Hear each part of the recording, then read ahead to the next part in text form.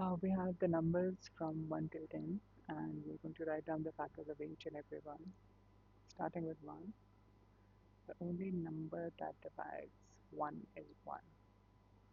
2, 1 divides 2, and 2 divides 2.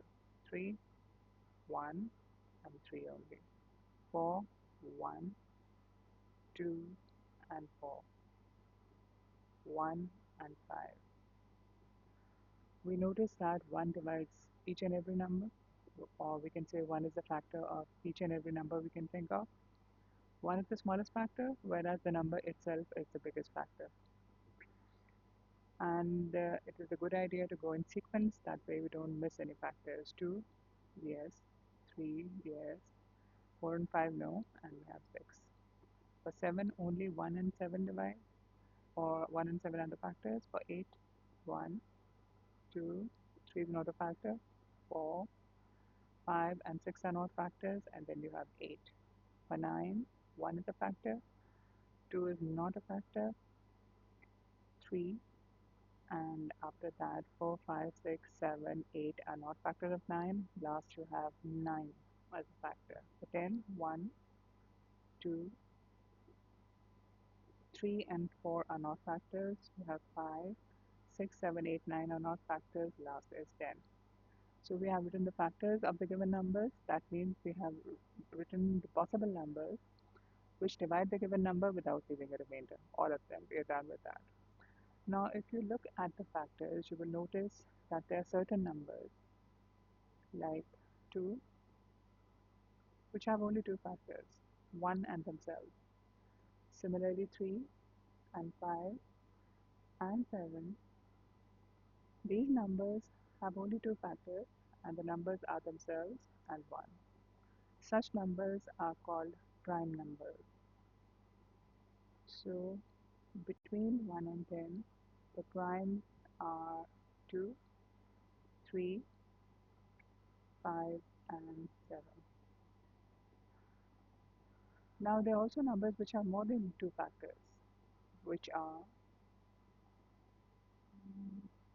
we have 4, we have 6, we have 9, we also have 8, and 10. These numbers which have more than these two special factors, that is 1 and themselves, these are called composites.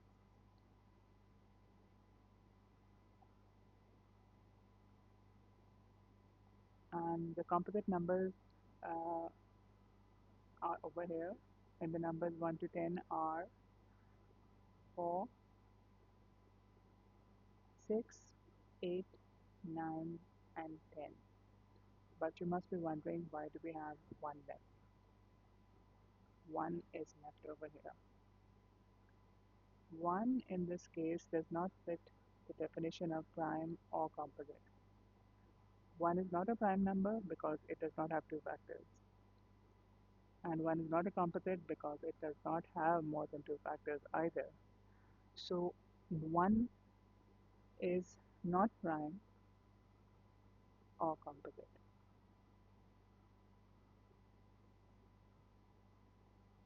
This is important to remember in case you get a question where you have to justify why 1 is not a prime number. Alright, let's have a quick check. Let's say you have to find all the primes between 10 and 20. Now, between is a very important word. That means we only write the numbers which are between these two numbers, and we do not include the numbers themselves. So the numbers are going to be 11,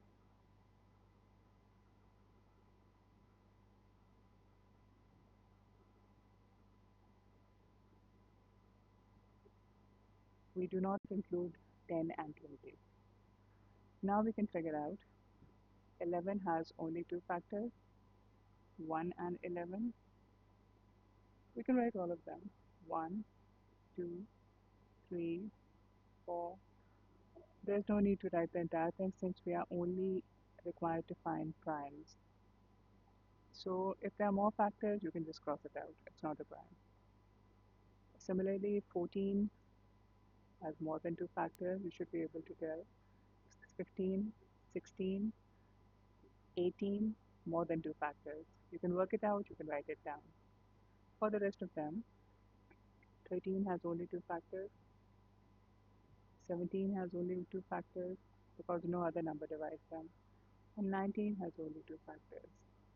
So the primes between 10 and 20 are 11, 13, 17, and 19.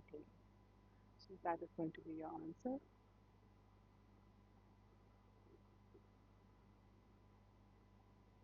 11, 13, 17, and 19. I repeat once more. Primes are the numbers which have only two factors, and the factors have to be themselves and one only. All right, let's look at the next one. We have to find all the factors of 110. We can do it the long way, but that way we can miss a few of the factors. So the best way to go about this is you start with 1 and you just go one by one so you don't miss any numbers out. 3 does not divide 110, so we can skip that. 4 does not divide 110, 5 does.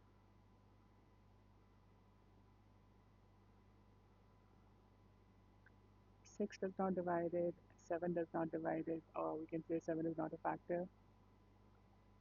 8 is a factor. Mm. Oops, 8 is not a factor. Check.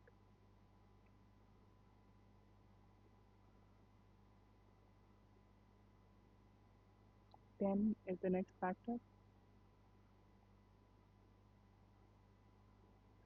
and the next factor is 11.